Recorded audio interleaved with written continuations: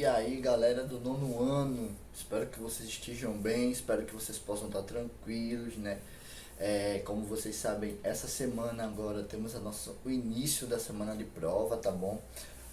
E aí o professor resolveu justamente gravar, né, essa aulinha, uma aula de revisão, né, com a nossa revisãozinha aqui no quadro, como vocês estão vendo. Já já eu vou explicar para vocês, passar questão por questão, tá bom? Mas lembrando que amanhã, né, na terça-feira, a gente termina o nosso módulo, conclui completamente, aí falta só um pouquinho de nada, né, e uma atividade para a gente concluir o módulo, mas hoje a nossa aula ela tá voltada, né, exclusivamente aí para quê?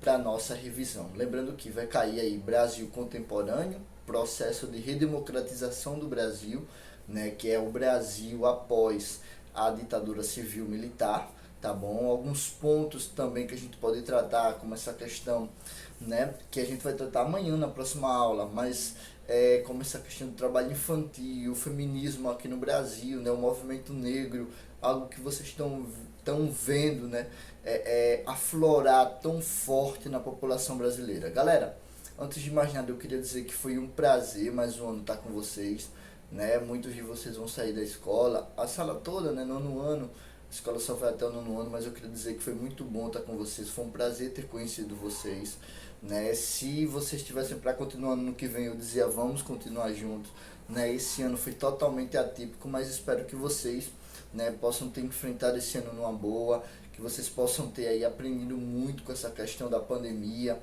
né, que a gente possa ter repensado as nossas atitudes, tá bom? Eu desejo a vocês toda a sorte do mundo, tá certo? Que vocês possam continuar estudando, seguindo sempre esse caminho. Mas, além de tudo, vamos ao que interessa, que é a nossa revisão. Lembrando que, né, no nosso módulozinho, a nossa revisão vai da página 34 à página 41. Então fiquem espertos aí, né, justamente para responder a nossas questões, tá bom? Então, galera, eu vou sair aqui do centro do vídeo, tá bom? Vou deixar apenas o quadro e a minha mão que vai guiar aí essas questões, tá certo? Então, vamos lá.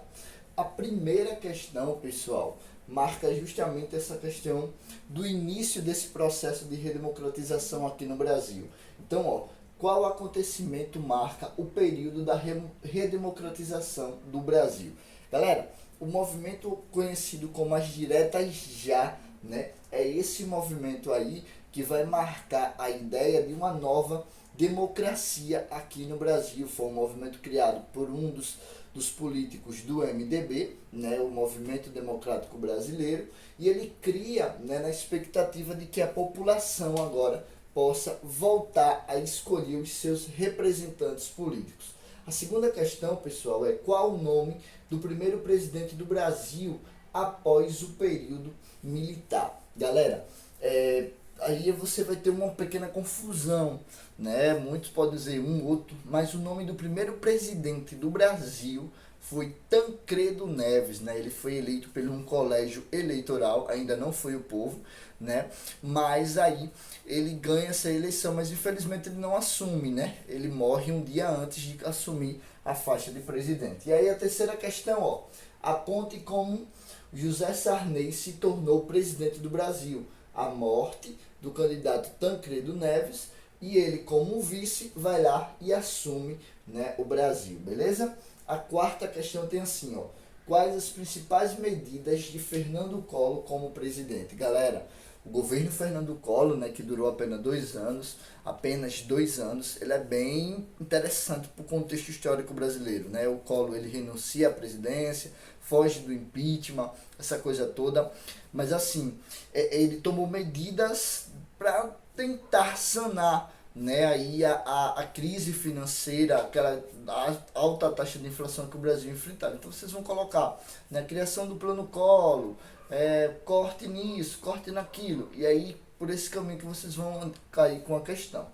E a quinta questão fala assim, ó, explica os motivos que gerou o término do governo Collor, né, galera? Olha só, aí vocês vão colocar o escândalo do PC Farias, né, a acusação de corrupção, crise, e aí até chegar o dia em que Collor renuncia à presidência do Brasil, tá certo? E aí você tem a sexta questão fala assim, ó, qual a principal medida de Itamar Franco, o Plano Real, né? O Plano Real que viria a ser do futuro presidente Fernando Henrique Cardoso, né?